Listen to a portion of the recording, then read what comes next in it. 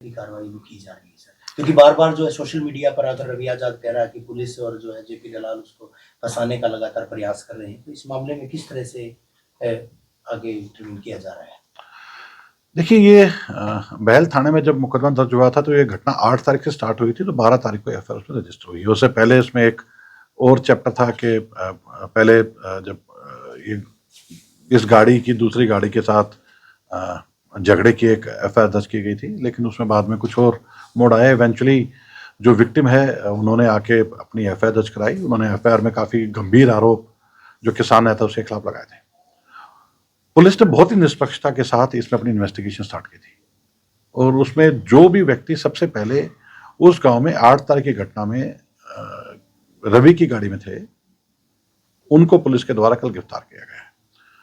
और उनकी गिरफ्तारी और उनकी पूछताछ पे काफ़ी ऐसे अहम तथ्य सामने आए हैं जिससे पता लगता है कि इस घटना के तुरंत बाद इस सारे मामले को दबाने की, इस सारे मामले को एक अलग रूप देने का लगातार प्रयास विभिन्न लोगों के द्वारा किया गया है।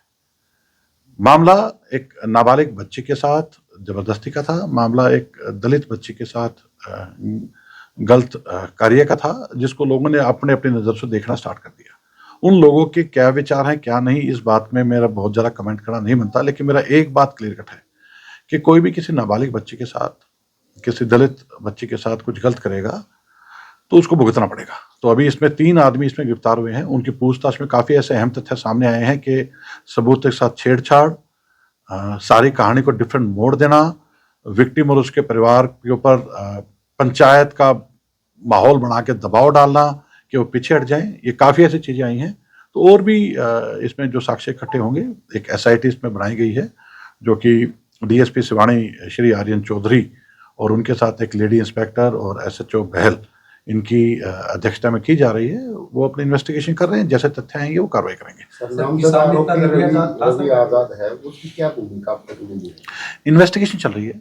मैं जब तक एसआईटी अपनी रिपोर्ट सबमिट नहीं करती, मैं उस विषय में बहुत ज़्यादा नहीं कहूँगा, लेकिन कुछ एक चीज़ें बहुत ग्लेयरिंग सामने आई हैं कि सारे मामले को दबाने का, एक नया रूप देने का और अलग तरह से बात करने की तरफ मोड़ने पे बहुत लोगों का ध्यान रहा है, जिसमें रवि भी सम्मिलित है।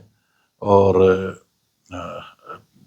इस बात की तरफ के एक नाबालिग बच्ची को बहला फुसला के गलत उसके साथ कार्रवाई हुई है, उसकी तरफ मेरे ख्याल में लोगों का ज़्यादा ध्यान होना चाहिए।